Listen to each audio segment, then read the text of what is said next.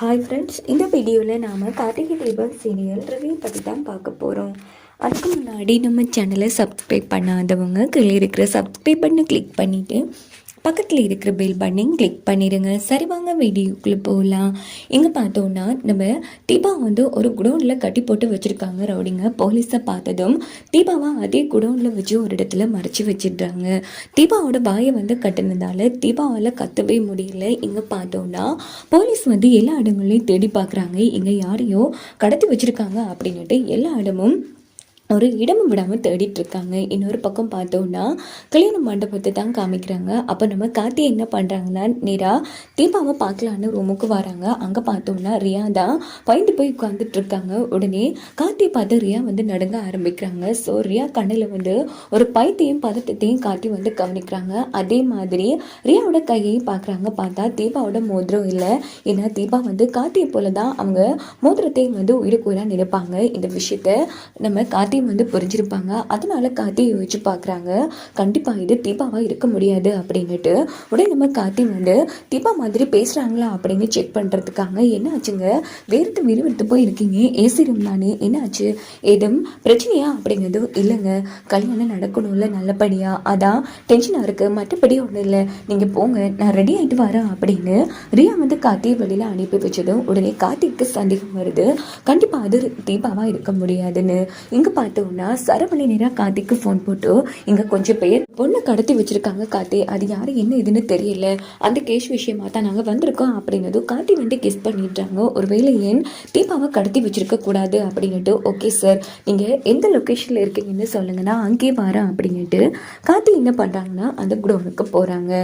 இன்னொரு பக்கம் பார்த்தோம்னா மாப்பிள்ளையை அழைச்சிட்டு வாங்க அப்படின்னதும் இந்த பக்கம் எல்லாருமே கார்த்தியை காணோன்னு பதட்டமாக இருக்காங்க. என்ன இது, கொஞ்ச நேரத்துக்கு முன்னாடி தீபாவை காணோன்னு இருந்தோம், இப்போ மாப்பிள்ளையே காணோம், என்னமா இங்கே நடக்குது, எனக்கு பயமா இருக்கு அப்படின்னு ஜானகி ஒரு பக்கம் சொல்லிட்டு இருக்காங்க. அங்கே பார்த்தோன்னா கார்த்தி செம்ம மாசம் வந்துட்டு இருக்காங்க. இதை பார்த்து எல்லாருமே ரொம்ப சந்தோஷப்படுறாங்க. அதுக்கப்புறமா கார்த்தி மனுமடியில் உட்கார்ந்ததும் நம்ம ரியாவை தீபா மாதிரி அழைச்சிட்டு கார்த்தி பக்கத்தில் உட்கார வைக்கிறாங்க. இருந்தாலும் ரியா கையில் ஒரு பதட்டமும் நடுக்கமும் இருக்கு. இதை கார்த்தி கண்டுபிடிச்சிடுறாங்க. இன்னொரு பக்கம் எல்லாம் நல்லபடியாக முடிச்சதும் முகட்டு புடவையை கொடுத்து ரெண்டு பேருமே அவங்க ட்ரெஸ்ஸை ஐயர் மாற்றிட்டு வர சொல்கிறாங்க. அந்த கேப்பில் ரியா என்ன பண்ணுறாங்கன்னா ரம்யாவுக்கு ஃபோன் போட்டு இனி நீ வர வேண்டியதுதான் அப்படின்னதும் ரம்யாவும் நைஸாக நம்ம ரியா இருக்கிற அந்த ரூமுக்கு வந்துடுறாங்க. உடனே ரியா என்ன பண்ணுறாங்கன்னா தீபா மாதிரி வச்சுருந்தா அந்த தோலை ரம்யா முகத்தில் ஒட்டி வச்சுட்டு அங்கேருந்து முக்காடு போட்டு எஸ்கேப் ஆயிடுறாங்க.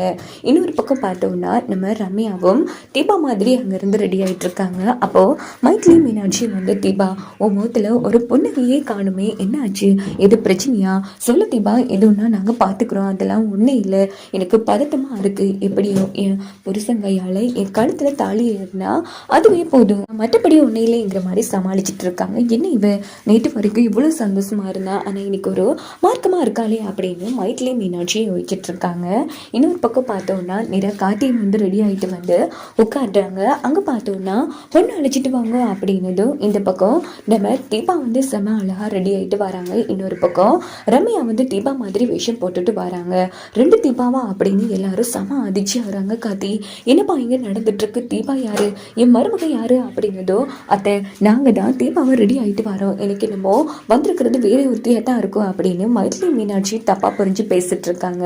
அப்போ இதான் பயப்பண்ணு ரம்யா, ஆமாம் அத்தை, கண்டிப்பாக இது அந்த ரியாவோ இல்லைன்னா ரம்யாவாக தான் இருக்கும், யோசிச்சு பாருங்க, நான் தான் உங்கள் மருமக அப்படின்னு ரம்யா ஒரு பக்கம் போட்டி போடுறாங்க. அப்பன்னு பார்த்து தீபா ரம்யா கண்ணத்தில் அடின்னு அடிக்கிறாங்க.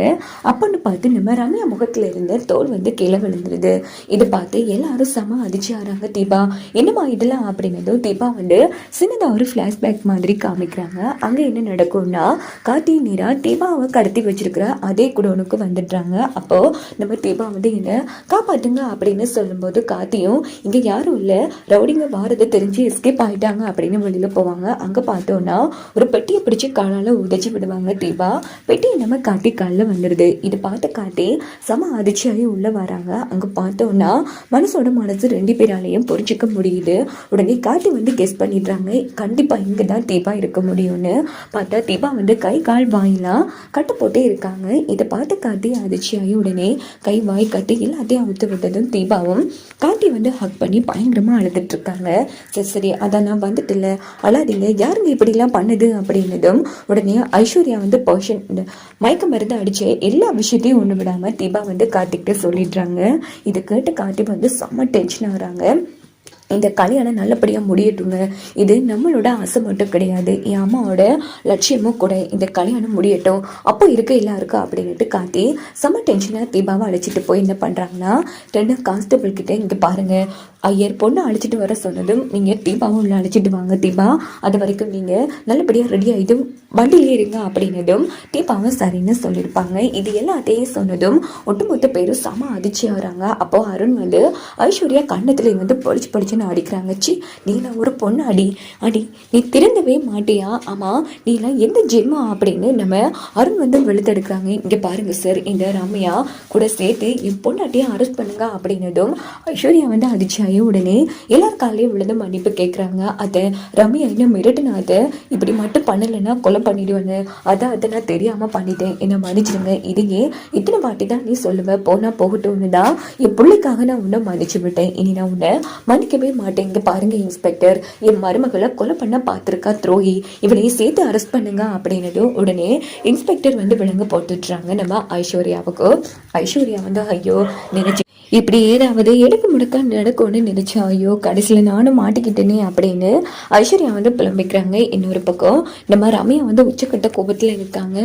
நீ எல்லாம் ஒரு ஃப்ரெண்ட் அடி துரோகி, சி இப்படியே அசிங்க பிடிச்ச காரியம்லாம் பண்ணுற, இன்ஸ்பெக்டர் என்ன பார்த்துட்டு இருக்கீங்க, அரெஸ்ட் பண்ணுங்க அப்படின்னதும் உடனே இன்ஸ்பெக்டர் ரம்யாவை அரெஸ்ட் பண்ணலான்னு போகிறாங்க. அப்போ இன்ஸ்பெக்டரோட துப்பாக்கியை வந்து ரம்யா பாஞ்சு பிடிச்சி நேராக தீபா மேலே வைக்கிறாங்க. இதை பார்த்து எல்லாரும் செம அதிர்ச்சி ஆகுறாங்க.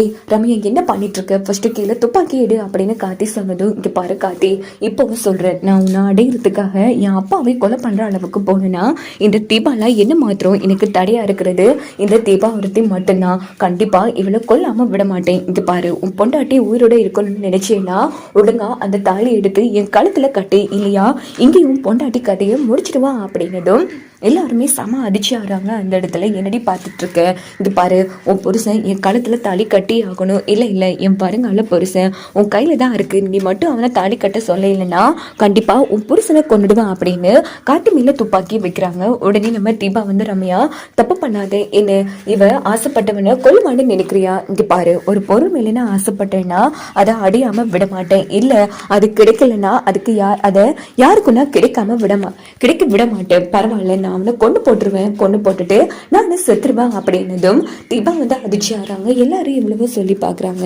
ரம்யா வந்து கேட்குற மாதிரி இல்லை. உடனே என்ன பண்ணுறாங்கன்னா, இப்போ என்ன பண்ணணும்னு சொல்லுடி, என் மருமகளே பிள்ளைய எதுவும் பண்ணிடாதா அப்படின்னதும் அப்படி வாங்க யார்கிட்ட, இங்கே பாருங்க ஒழுங்கா உங்கள் பிள்ளையே என் கழுத்தில் தாலி கட்ட சொல்லுங்க, இல்லையா இங்கேயே தீபாவோட உயிர் போயிடும் அப்படின்னதும் உடனே நம்ம ஜானகிக்கெல்லாம் என்ன பண்ணுறேன்னு தெரியல, இப்போ என்ன உன் கழுத்தில் நான் தாலி கட்டணும் அவ்வளோதானே, சரி தீபாவை விட்டுரு அப்படின்னு காத்தி சொன்னதும் ரம்யா வந்து செம்ம ஹாப்பியாகிறாங்க. அப்படி வாங்க காத்தி வலிக்கு, சரி எடுங்க தாலி அப்படின்னதும் இங்கே பாருங்க என் உயிரே போனாலும் பரவாயில்லைங்க, நீங்கள் எனக்கு சொந்தமானவர், இந்த படுபாவியை கல்யாணம் பண்ணிட்டு உங்கள் வாழ்க்கையை நீங்கள் தொலைக்க வேணாம், தயவு பண்ணி தாலி கட்டாதீங்க அப்படின்னு தீபா அழுதுட்டு இருக்காங்க. இந்த பக்கம் காத்தி வந்து தாலி எடுத்துட்டு ரம்யா பக்கம் வராங்க. என்ன காட்டி பார்க்குறீங்க, ஐயரே வந்து சொல்லுங்க அப்படின்னதும் ஐயர் வந்து சொல்லாம இருக்காங்க. துப்பாக்கியை காமிச்சதும் அவங்களும் பயந்து போய் மந்திரத்தை சொல்லிட்டு இருக்காங்க. இங்க பார்த்தோம்னா காத்தியும் வந்து என்ன பண்றாங்கன்னா, சரியா ரம்யா கிட்ட தாலியை வந்து கொண்டு வர மாதிரி கொண்டு வந்து ரம்யாவோட கழுத்தையை வந்து தாலியான பிடிச்சிடுறாங்க. துப்பாக்கியை வந்து தீபா வந்து பிடுங்கிடுறாங்க.